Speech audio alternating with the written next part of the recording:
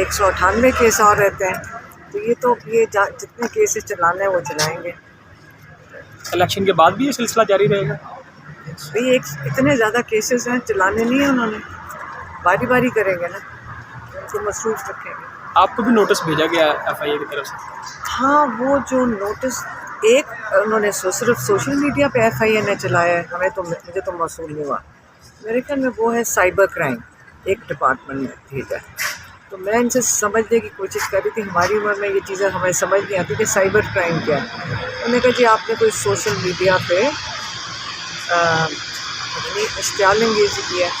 اور دوسرا ہے جب وہ ہمیں پروف دکھا دیں گے، ان کا خیال ہے کون سی بات اشتعال انگیز ہے. اگر اس طرح لوگوں کو نوٹسز بھیجنے لگ جائیں تو ان نوٹسز کا بھی مذاق ہی بن جائے گا نا.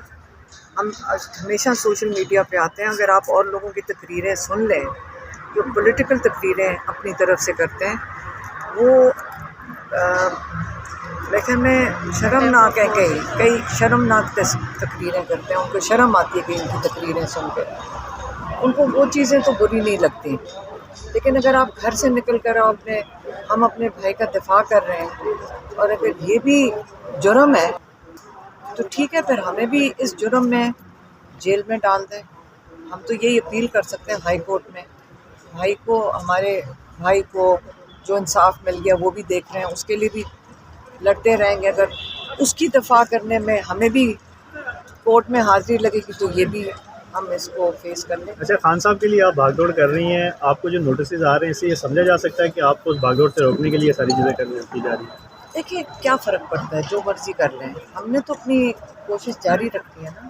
ان کے لیے بھی یہ نوٹس دے دیں گے، سمجھ ان کو بھی شاید نہیں آئی، نہ مجھے آئی ہے، ہم دونوں کو ہی نہیں سمجھ، نہ ادارے کو پتہ ہے کیوں بھیجا ہے، نہ ہمیں سمجھ ہے کیوں ملا ہے.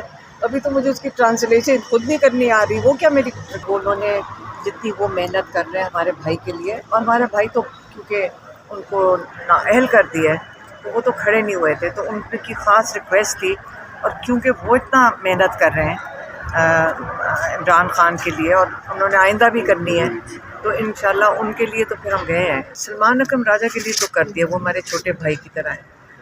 لیکن ہم اس وقت سارا دن تو جیل میں تھے. اگر آپ کو کسی کو نہیں پتا تو 6 دن ہم جیل میں ہوتے تھے اڈیالہ میں. اور ہم تب سے یہ بھی ہم نے ڈیمانڈ کیا ہے، یہ ہماری ڈیمانڈ ہے کہ جیل میں سارا دن گزارنے کا کم سے کم ہمیں جیل قیدی کا سرٹیفکیٹ تو ملنا چاہیے. اگر اتنا ٹائم ہم نے وہاں گزارا ہے تو سرٹیفکیٹ کے بغیر تو زیادتی ہے ہمارے ساتھ بھی. ہم ایک 5 ہفتے تو گزار چکے ہیں نا جیل میں. میں تو کہہ رہی ہوں کہ جو 7 سال کی انہوں نے قید دی ہے، اس سے اپنا ہی مذاق اڑایا ہے. آپ خود ہی اپنا ایک اتنا بڑا مذاق بنا دیا اس چیز کا کہ ہمیں بھی شرم آ رہی ہے، اور جو کرنے والے ہیں جنہوں نے یہ کیا فیصلہ ان کو بھی. دیکھیں پولیٹیکل کیا، وہ سیاست کے لیے تو یہ ساری باتیں کرتے ہیں. آپ کو پتہ ہم سیاسی باتیں نہیں کرتے. ہم تو وہ بات کرتے ہیں جو کیسز سے ریلیٹڈ ہوگی اور جو عمران خان کا پیغام ہوگا. کیا پیغام بھیجا تھا انہوں نے؟ یہ پیغام بھیجا تھا 8 تاریخ کو سب نے نکلنا ہے اور بغیر خوف کے جا کر اپنا ووٹ ڈالنا ہے.